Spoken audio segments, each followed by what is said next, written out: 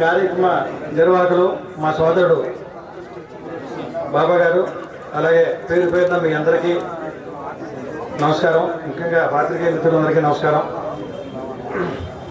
పరిపాలనా సౌలభ్యం కోసం మనకు రాష్ట్ర విభజనలు, ఈ జిల్లా విభజనలు అనేది ఒక నిరంతర ప్రక్రియ. స్వాతంత్రానికి ముందు మనకి 565 ప్రిన్సిపల్ స్టేట్స్ ఉంటే అప్పుడు ఏ రాష్ట్రాలు లేవు. 1950 తర్వాత మనకి రాష్ట్రాలు, భాషా ప్రాతిపదిక రాష్ట్రాలు ఏర్పడ్డాయి. అప్పుడు మన రాష్ట్రం మనకి విభిన్న సంస్కృతులు గలటువంటి ప్రాంతాలను కలిపి కేవలం తెలుగు మాట్లాడుతున్నారు అనే ఒకే ఒక ప్రాతిపదిక పైన మన ఆంధ్రప్రదేశ్ రాష్ట్రం ఏర్పడింది. మనకేంటంటే ఇప్పుడు నేను ఈ మధ్యన వాట్సాప్లో కొంచెం పెడుతున్నాను, నాకు మైండ్లో వచ్చింది. యాదృశ్చికంగా ఇది ఒకటి వచ్చింది. అందుకోసం రాబోయే రోజుల్లో కొంచెం నేను మాట్లాడతాను. ఒకసారి మీ 47కి ముందు మనం ఎవరిని 1956లో మన ఆంధ్రప్రదేశ్ రాష్ట్రం ఏర్పడింది. అప్పుడు మనం ఎవరమే అని తెలుసుకుంటే మనం ఈ రోజు ఏం చేయాలో, రేపు ఎలాంటి అడుగు ముందుకేయాలో తెలుస్తుంది. మనం ఆంధ్రలో కాదు, అక్కడ మోసపోయాం. మనం ఆంధ్రీకరణ జరిగిందని చెప్పి ఆంధ్రలో అని చెప్పేసి మనకి మసిపూసి మామిడికాయ చేస్తున్నారే. మనం ఆంధ్రలో కాదు, తెలంగాణ, రాయలసీమ, ఆంధ్ర, తరువాత కళింగసీమ, ఇవి కలిపి ఆంధ్రప్రదేశ్ రాష్ట్రంగా పెట్టారు. Rayalaseema, Pattiseema, Palnadu Seema, Konaseema, where is our Kalingaseema. What is the bloody objection for them to call our areas Kalingaseema? పూర్తిగా రూపుమాపి అసలు పురాతనకలు ఆడవాళ్ళే లేకుండా చేసి మీకు చాలా మందికి కవులు, కళాకారులు, రచయితలు ఇక్కడ అనేక మంది నిష్ణాతులు, కవులు, కళాకారులు, రచయితలు, మేధావులు అన్ని కేటగిరీల్లో ఉన్నటువంటి మనం రావట్లేదు, అయిపోయింది. అన్ని కేటగిరీల్లో ఉన్నటువంటి ఒక ప్రాంతంలో కనీసం మనం ఎవరమే అనేది మరిపించాలి మనకి. నాకు ఒక జర్నలిస్ట్ మిత్రులు ఈరోజు వచ్చారు. ఆయనకి మొన్న అన్నాను, వస్తున్నా సౌండ్, ఆయన నేను అడిగాను జస్ట్ 4 రోజుల క్రితం. నేను సరదాగా అన్నాను, మనం ఆంధ్రలో కాదంటే ఈ మాట ఎవరైనా చెప్పు తీసుకొడతారన్నారు. కరెక్టే, ఎవరికంటే అడగంటున్నారు. మనం కాదు. ఎందుకు కాదు? ఎక్కడ మనకి జంగారెడ్డిగూడెం వరకు ఆంధ్ర, జంగారెడ్డిగూడెం తర్వాత కాదు. ఇది మహానది గోదావరి వరకు కళింగసీమ. ఈ కళింగసీమకి చాలా దుర్మార్గంగా విడదీశారు. నదులు పుట్టే స్థలం ఒరిస్సా అన్నారు. ఆ నదులు పుట్టే వాటర్ని వాడుకునే మన ప్రాంతాన్ని మన ఆంధ్ర అన్నారు. అంతర్రాష్ట్ర నదీ జలాల వివాదం మనం ఎత్తున పెట్టారు. పరిష్కారం దిశగా ఉన్న చంద్రమండలం మీద షికారీలు వస్తున్నారు. చంద్రమండలంకి వెళ్ళి స్పేస్లోకి వెళ్ళి వస్తున్నారు. కానీ ఇది అవదా? అవుద్ది, కానీ చేయదు. ఎందుకంటే ఇక్కడ నుంచి వలస వెళ్ళాలి, వలసలు పోవాలి.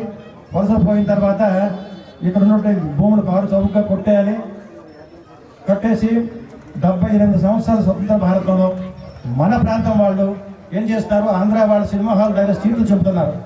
ఆంధ్ర వాళ్ళ పెద్ద పెద్ద కట్టడాల దగ్గర కూలి పనులు చేసుకుంటున్నారు, గేట్ మెల్లగా ఉంటారు. ఇందుకే మనకు స్వతంత్ర భారతం 78 సంవత్సరాలు.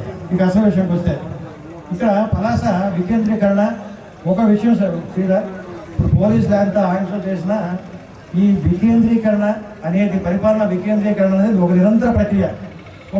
ఈ గవర్నమెంట్ కాదు, వచ్చే గవర్నమెంట్ చేస్తారు. వాళ్ళ కీర్తి ప్రతిష్టలు వాళ్ళకి కానీ త్వరగా ఈ రోజు కాదు, రేపు అవుతాయి అనేది. అయితే అడగకపోతే అమ్మాయినే ఇది కదా. అందుకోసం మన గవర్నమెంట్కి ఇదే అప్పీల్. ఇదేమి యాజిటేషన్ కాదు, ఇదేమి పోరాటాలు కాదు. అయితే పోరాటాలకు మనకు కొత్త ఏం కాదు.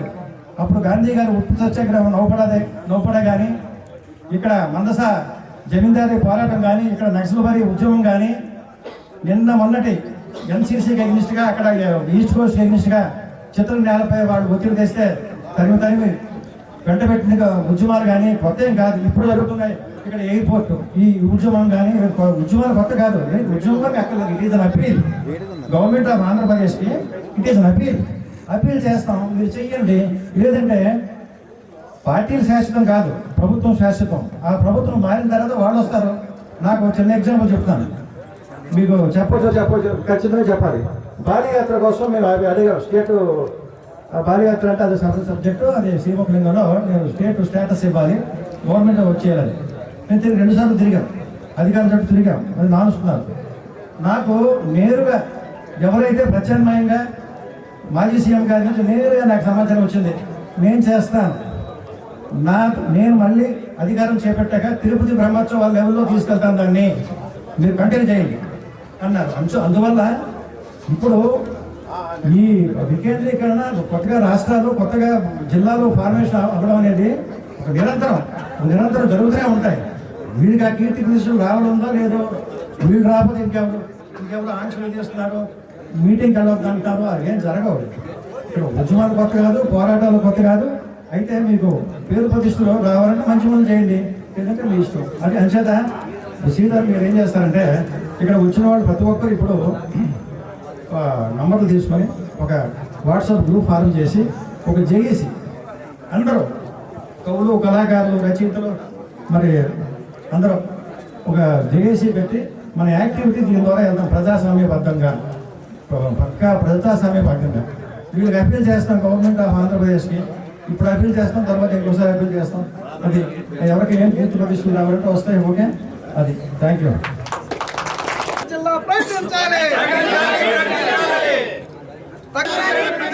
తక్షణమే పలాసన్ జిల్లాగా ప్రకటించాలి, తక్షణమే పలాసన్ జిల్లాగా ప్రకటించాలి, తక్షణమే పలాసన్ జిల్లాగా ప్రకటించాలి.